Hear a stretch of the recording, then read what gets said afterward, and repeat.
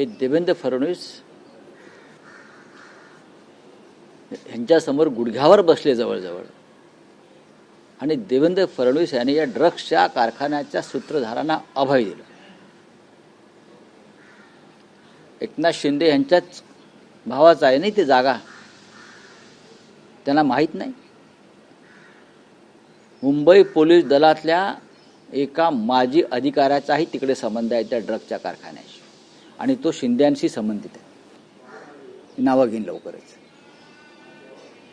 महाडमधल्या cabinet मंत्र्याचा मुलगा फरार आहे. तो कुठे आहे ते मी सांगतो पाहिजे तर पोलिसांना. काय चाललंय या राज्यामध्ये? या युत्या बित्या आघाड्या होत असतील हो.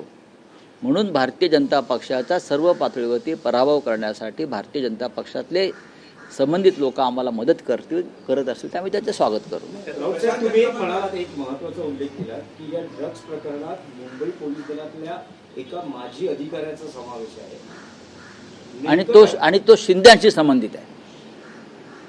कोण हा अधिकारी? मी देतो ना. बघा, हे मी सांगण्यापेक्षा देवेंद्र फडणवीस गृहमंत्र्यांनी सांगावं. त्यांच्यापर्यंत सगळी माहिती आलेली आहे. काय लपवत आहेत ते? कोणाला पाठीशी घालतायत? एकनाथ शिंदेना, त्यांच्या मुलाला की त्यांच्या टोळीला?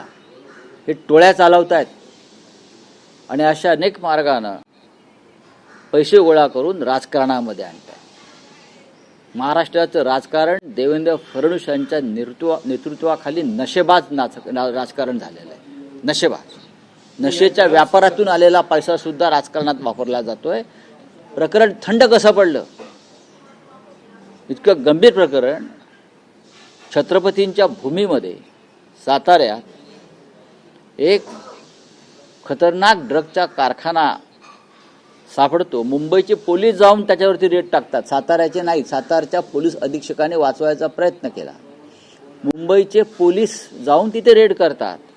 मग त्या पोलिसांच्या तपासात अडथळे आणले जातात गृह खात्याकडून, उपमुख्यमंत्र्यांच्या यंत्रणेकडून, आणि हे प्रकरण हाताबाहेर जाते म्हटल्यावरती संबंधित मंत्री हे गृहमंत्र्यांच्या किंवा मुख्यमंत्र्यांच्या पायाशी जातात वाचवण्यासाठी, आणि प्रकरण थंड केलं जातं. रावसाहेब, हा जो माजी पोलीस अधिकारी आहे हा मुंबई पोलीस दलातला आहे? नक्कीच बाहेरचा आहे? मुंबई पोलीस दलातला आहे. तपशील तुम्ही हा शिंद्यांचा फार जवळचा आहे.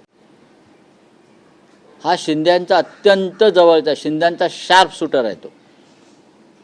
त्याच्या संबंध आहे तिथे. हा नशेचा पैसा राजकारणात आणला जातोय, लक्षात घ्या. महाराष्ट्राच्या तरुणांना नशेबाज केलं जात आहे, आणि त्यातून राजकारणात हा पैसा ओतून हे हिंदुत्ववादी आम्हाला हिंदुत्व शिकवतात ढोंगी. चला.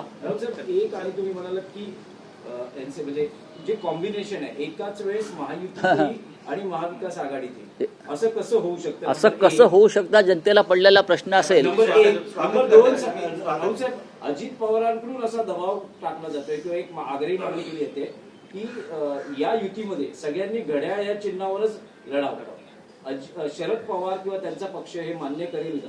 आता हे मी कसं काय सांगू? बघा, शरद पवारांचा एक स्वतंत्र पक्ष आहे.